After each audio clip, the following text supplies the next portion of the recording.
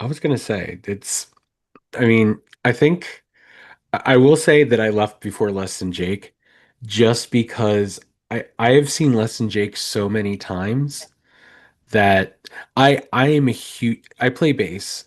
Roger is on my bass player Mount Rushmore, Yeah. Hmm. and I have seen Less Than Jake more times than I'd really care to say. There's only two bands that I've probably seen more than them, and that's Dropkick Murphys and probably Coheed and Cambria Oh, wow. that I've Yeah. seen more than Less Than Dude, Jake. I fucking love Coheed, Yeah, man. me We could too. Coheed do a is whole Coheed episode, man. first episode I ever did. Let's I did go. with my friend Joey, and we did Coheed and Cambria. But they've Like as a released three band, or albums since you then. covered a record. We cover no, we so first, last, and best. The concept is we cover their first album, their last album, or latest album, and then we decide which we think is their best album, Cool. and And then then we do a Keeping top three Secrets list.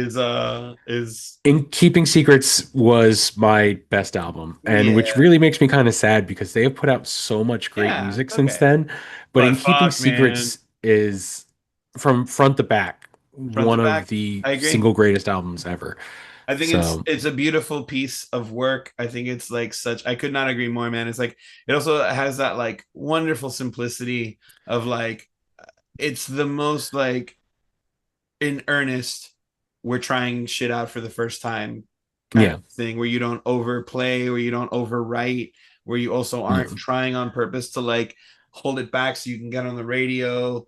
It's there's just like innocence and fucking work on that record that I love to death. I forgot what album it is, and give me a second because I'm looking it up because otherwise it's going to drive me crazy all night.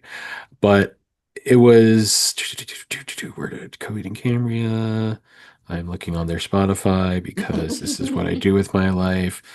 Because at that point it was it was either the Afterman or the Year of the Black Rainbow. I don't remember which one. That's kind of where they lost me for a minute Right, because like it was after the whole Coheed and Cambria series. They ended it with After No World for Tomorrow, and right. then they started going in a different direction, and they started trying different things. They started trying more things, and I just couldn't get on board with it. And then it was like Color Before the Sun that I'm like, okay, because he wrote the song Atlas for his son, Yeah, Mm. and I actually would play that because that came out. He put out an acoustic version he put on YouTube, I'm and familiar. I would play that for my son at like midnight, 1 o'clock in the morning when he would wake up after he was first born, and I would play that for him, and it would help him fall asleep.